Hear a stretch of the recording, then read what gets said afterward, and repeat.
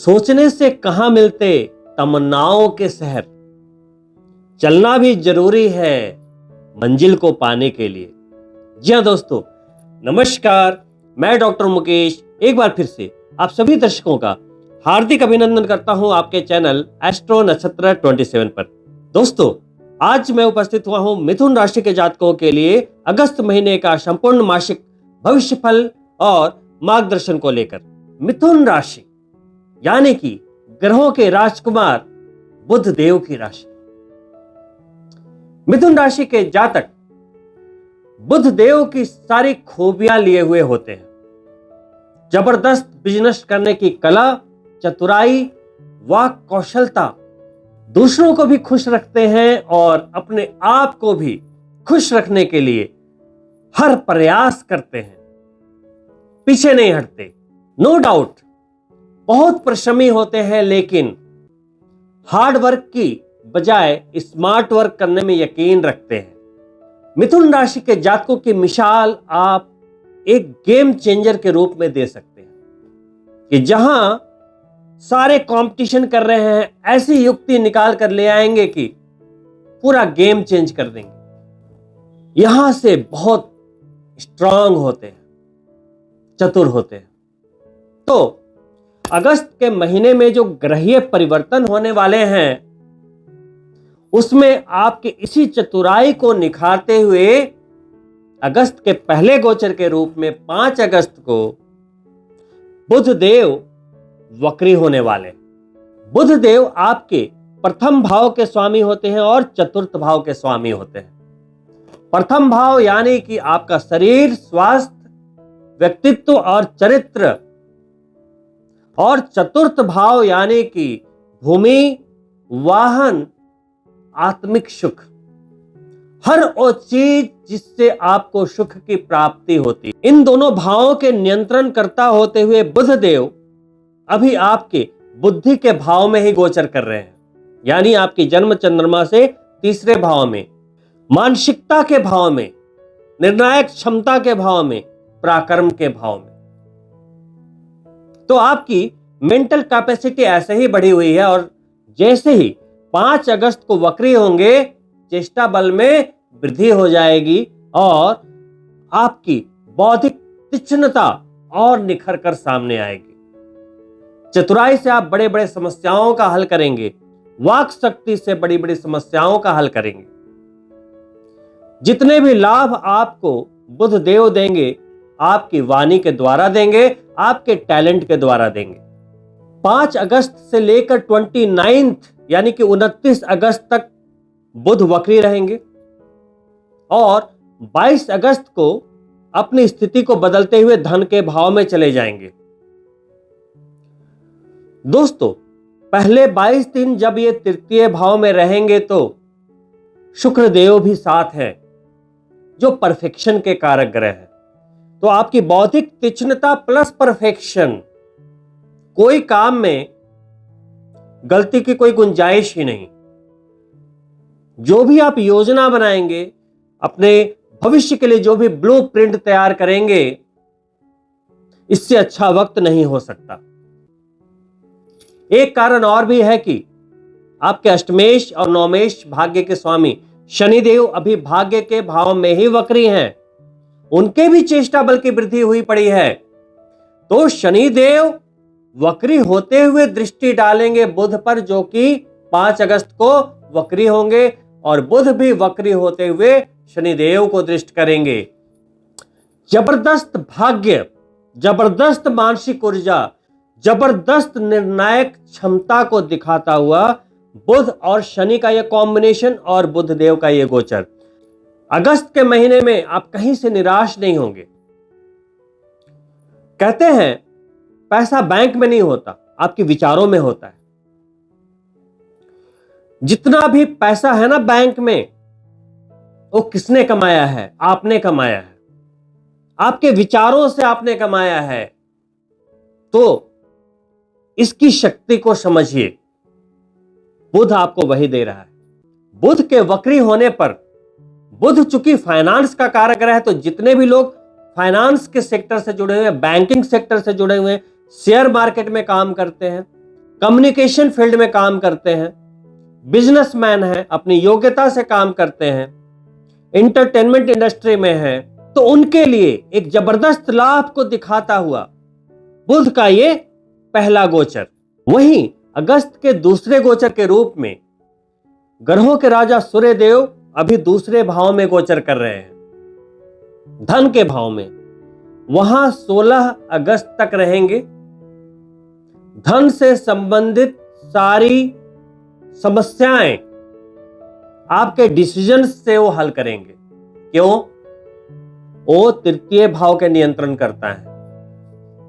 निर्णय, risk capacity सूर्य देव से अच्छे तरीके से कोई भी हैंडल नहीं कर सकता, क्योंकि सूर्य देव ग्रहों के राजा हैं और राजा से अच्छा निर्णय कोई नहीं ले सकता। तो निर्णायक क्षमताओं के भाव के स्वामी होते हुए अभी धन के भाव में हैं, तो क्या कह रहे हैं? आपके ही डिसीजन से, आपके ही निर्णय से आपको धन की प्राप्ति होगी। 16 अगस्त तक ये पोजीशन बनी रहेगी और उसके बाद सूर्यदेव अपने शुभ गोचर में तृतीय भाव में प्रवेश करेंगे। शास्त्र कहते हैं कि सूर्यदेव जन्म चंद्रमा से तीसरे, छठे, 10वें और 11वें भाव में शुभ परिणाम देते हैं। तो सूर्यदेव एक महीने के लिए 16 अगस्त से आपके तृतीय भाव में उपस्थित होंगे और वहां आएंगे तो पुनः आपके पराक्रम को बढ़ा देंगे। तो जितने भी लाभ होने हैं वो आपके बाहुबल से होने हैं इस महीने। तो निर्णय लेने में घबराना नहीं है, परिश्रम करने में घबराना नहीं है, आपको लाभ मिलता चला जाएगा। तीसरे भाव में जब सूर्य देव आएंगे तो शनि देव के आमने सामने होंगे। शनि की दृष्टि जाएगी सूर्य पे, सूर्य की दृष्टि जाएगी शनि पे। पिता पुत्र का संबंध बनेगा। सूर्य देव पुत्र को आशीर्वाद देंगे। लेकिन आपके लिए यह स्थिति अच्छी बनती हुई, वहीं कुछ लोगों को यहां थोड़ा ध्यान रखना पड़ेगा जिनकी कुंडली में पितृदोष है। सूर्य शनि जब पत्रिका में एक भाव में होते हैं तो इसे पितृदोष कहते हैं। पूर्व जन्म के कर्मों के आधार पे इस दोष का सृजन होता है, जिसमें पिता पुत्र के बीच थोड़े मतांतर देखे गए हैं। और भी कई चीजों पे डिपेंड करता है कुंडलियों में, लेकिन सामान्यतः वहीं एडमिनिस्ट्रेशन से कहीं ना कहीं थोड़े वाद विवाद, बार बार जॉब का छूटना, बार बार स्थान का परिवर्तन, बार बार नौकरी में परिवर्तन, और किसी भी ड्रीम प्रोजेक्ट का बड़े उम्मीदों से आपने कोई कार्य स्टार्ट किया, एकदम 99% तक चीजें बन गई, सब कुछ रेडी है, लेकिन ऐन वक्त पर वो चीजें कोलैप्स कर जाती। तो जिनकी कुंडली में ये चीजें पहले से हैं तो उन्हें इसका दोष उन्मूलन करना चाहिए। पितृदोष के लिए सावन के महीने में नारायण बलि पूजा करवा सकते हैं। पितृदोष के और भी कई अनेक विधियां हैं, उनके द्वारा इस पितृदोष की शांति करा सकते हैं, ताकि आपको सिर्फ अगस्त के गोचर का ही लाभ नहीं, बल्कि आने वाले हर समय का, हर शुभ समय का आपको लाभ प्राप्त होता रहे। शनि सूर्य जब आमने सामने होते हैं, इसका यह मतलब नहीं है कि गोचर में पितृदोष बन गया। जी नहीं, ये आपकी जन्म पत्रिका में जो प्रारब्ध होते हैं उसको एक्टिवेट करते हैं। जब आपकी जन्म पत्रिका में वो दोष ही नहीं है तो गोचर उसको कैसे एक्टिवेट करेगा? गोचर एक डाकिये की तरह होता है, वो बस आपके चिट्ठी को डिलीवर करने आता है। समझिएगा बात को। अगर आपको किसी ने कुरियर भेजा है तभी तो डिलीवर करेगा। तो गोचर में इन्होंने शनिदेव को देख लिया, शनिदेव ने सूर्यदेव को देख लिया। देखने से कुछ नहीं होगा, अपने अपने भाव का दोनों काम करेंगे, रिजल्ट्स देंगे। लेकिन अगर आपकी पत्रिका में पहले से है जी कि पितृदोष है, आपको कष्ट मिलना है, पहले से कुरियर वहां पे किसी ने डिस्पैच किया हुआ आपके कर्मों ने, तो गोचर में जैसे ही वो एक्टिवेट होगा आपको डिलीवर हो जाएगा। तो सिर्फ उन्हें सावधानी रखनी है जिनकी कुंडली में भी पितृदोष है, तो उसका निवारण करें, डरे नहीं। कुंडली के किसी भी स्थिति से आपको डरना नहीं चाहिए। मैं आपको हजारों कुंडलियां दिखा दूंगा सक्सेसफुल लोगों की, जो प्राइम मिनिस्टर रह चुके हैं, जो बड़े बड़े सेलिब्रिटीज हैं, उनकी पत्रिका में भी बड़े बड़े दोष हैं। इन दोषों से भी ऊपर है आपकी हिम्मत, ईश्वर के लिए आपका ग्रेटिट्यूड, ईश्वर को साथ लेके चलना, तो कुछ भी असंभव नहीं है। कुछ लोग अपनी पत्रिका में कुछ ग्रह दोष है, पितृदोष है, उसका बहाना लेकर बस बैठे रहते हैं कि मेरा तो कार्य उस वजह से नहीं हो रहा है क्योंकि मेरी कुंडली में वो है। जिसे कार्य करना होगा दोष उन्मूलन कराएगा, भगवान के दरवाजे पे माफी मांगेगा और आगे बढ़ेगा, उसे बहाना बनाकर पूरी जिंदगी कार्य नहीं करेगा। तो ये फालतू की बातें हैं। तो अगर आपको भी जिंदगी में आगे बढ़ना है तो इन एक्सक्यूजेस से ऊपर निकलना पड़ेगा। कुंडली के दोष हैं, उसका उपाय कीजिए। अगर आपको कोई रोग व्याधि हो गई, आप डॉक्टर के पास जाते हो ना कि गिव अप कर देते हो? बहुत सिंपल है दोस्तों।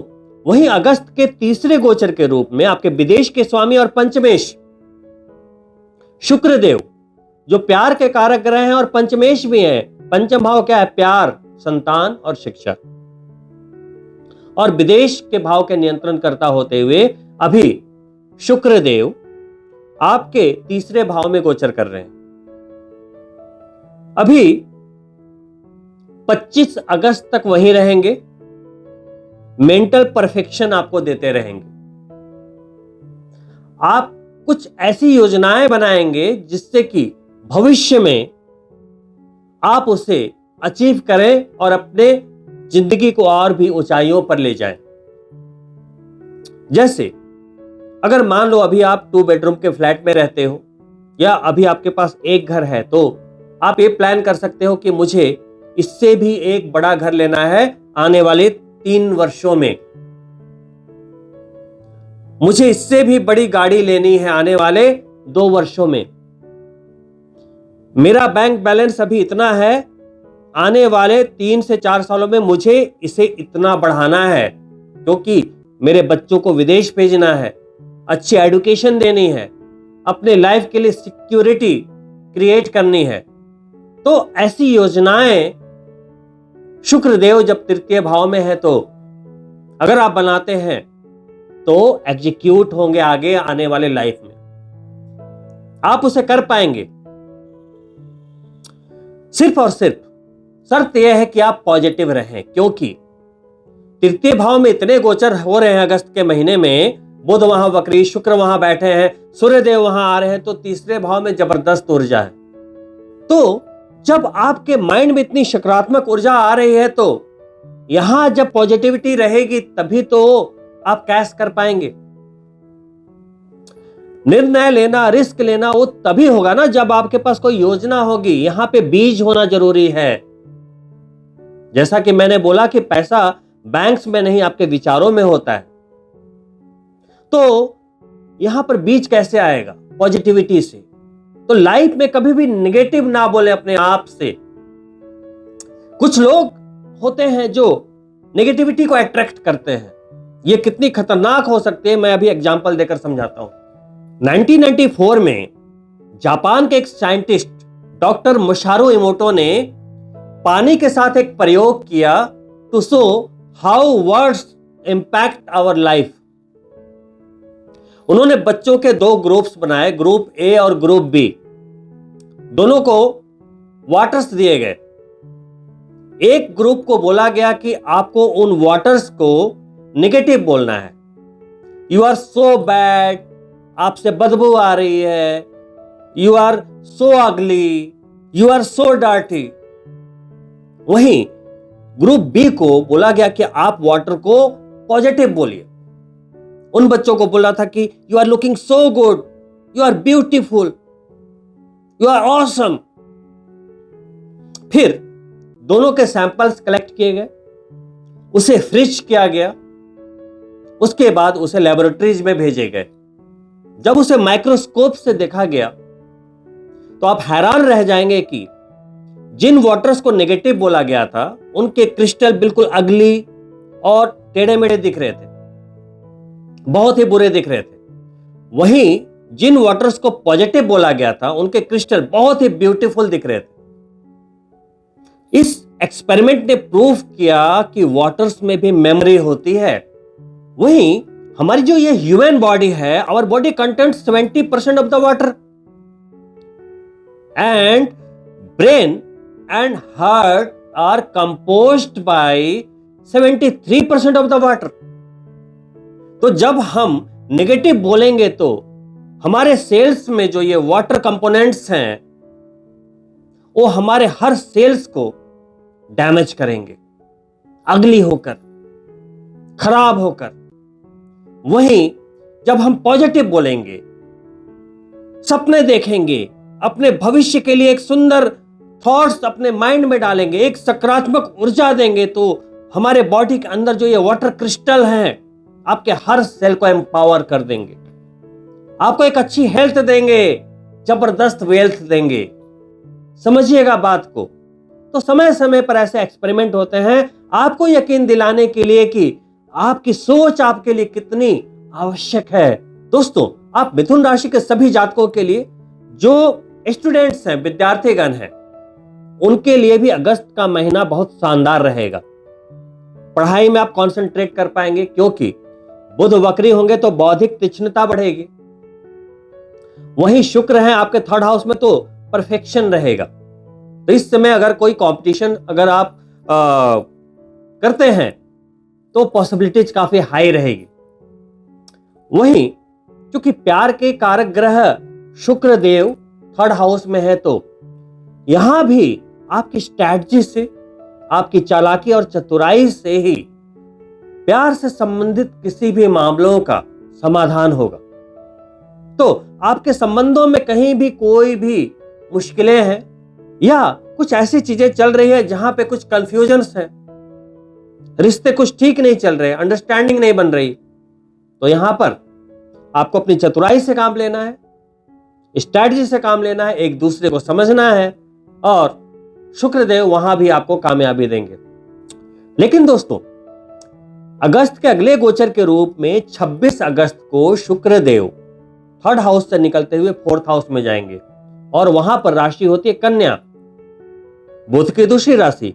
वहां पर शुक्रदेव नीच के हो जाएंगे, पावर की कमी आ जाएगी। तो यहां पर वो विदेश के स्वामी और पंचमेश हैं। तो यदि आप चाहते हैं कि विदेश से संबंधित लाभ बने रहे, यदि आप विदेश में रहते हैं, विदेश से बिजनेस करते हैं या कोई भी कॉन्टेक्ट्स है आपके बिजनेस से, चाहते हैं कि हर जगह चीजें बिल्कुल सही बनी रहे, प्रॉफिटेबल बनी रहे, वहीं प्यार, शिक्षा, संतान के मामलों में चीजें अच्छी बनी रहे, धन और प्यार के मामले बिल्कुल सही रहें, तो 25 अगस्त के बाद जैसे ही शुक्रदेव नीच होंगे, नीच का मतलब हो गया पावर में कमी आ गई, तो यहां थोड़े बहुत कुछ न कुछ आपको दुविधाएं दे सकते हैं, है ना, कंफ्यूजन्स दे सकते हैं।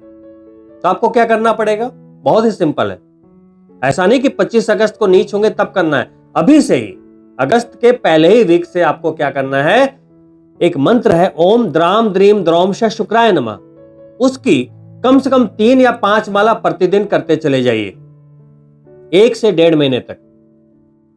धन में वृद्धि होगी, मेंटल परफेक्शन में वृद्धि होगी, प्यार के मामले और बेहतरीन होंगे, घर में प्यार और सौहार्द बढ़ेगा, वैवाहिक जीवन में मधुरता बढ़ेगी, हर तरह से आपको लाभ ही लाभ की प्राप्ति होगी। देखना होगा कि आपके व्यक्तिगत कुंडली में यदि शुक्र अशुभ है तो 16 शुक्रवार के व्रत कर सकते हैं, वैभव लक्ष्मी या माता संतोषी के व्रत को कर सकते हैं, लेकिन ध्यान रखिएगा कि शुक्रवार के व्रत लगातार किए जाते हैं, बीच में आप गैप नहीं कर सकते। शुक्रवार के दिन व्हाइट चीजों का दान कर सकते हैं, चावल या चीनी, 16 शुक्रवार को लगातार। व्हाइट स्वीट्स भी दान कर सकते हैं। आपको 16 शुक्रवार तक दूध से स्नान करना चाहिए। प्रति शुक्रवार दूध ले लें, उससे स्नान करें, बाद में फिर शावर ले लें। पहले के जमाने में बोलते थे ना, दूधो नहाओ पूतो फलो।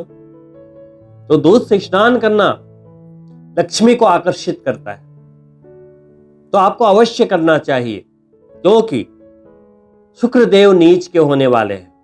दोस्तों, वहीं अगस्त के अंतिम गोचर के रूप में 26 अगस्त को, लेकिन महत्वपूर्ण गोचर के रूप में आपके लाभेश यानी कि मंगल देव, जो कि अभी 12वें भाव में गोचर कर रहे हैं, गुरु मंगल के साथ एक योग बना हुआ है गुरु मंगल का। यह योग भी बहुत शुभ माना जाता है, लेकिन 12वें भाव में बना हुआ है। तो ये आप सभी मिथुन राशि के जातकों के लिए थोड़ा खर्चे पर नियंत्रण इन्होंने रखा हुआ है। विदेश से जुड़े लोगों के काम बना रहे हैं। आपने देखा होगा कि अगर आप विदेश से जुड़े हुए तो पिछले कई 1 से 1.5 हफ्तों में कई लाभ हुए हैं आपको, और आगे भी होंगे।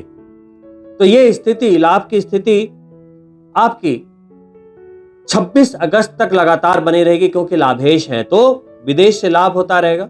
कर्जे में नियंत्रण की स्थिति बनी रहेगी, ज्यादा बर्डन नहीं रहेगा आपको अगस्त के महीने में। तो दोस्तों, 26 अगस्त तक इस योग में रहने के बाद आपकी जन्म चंद्रमा पर मंगल देव का गोचर होगा।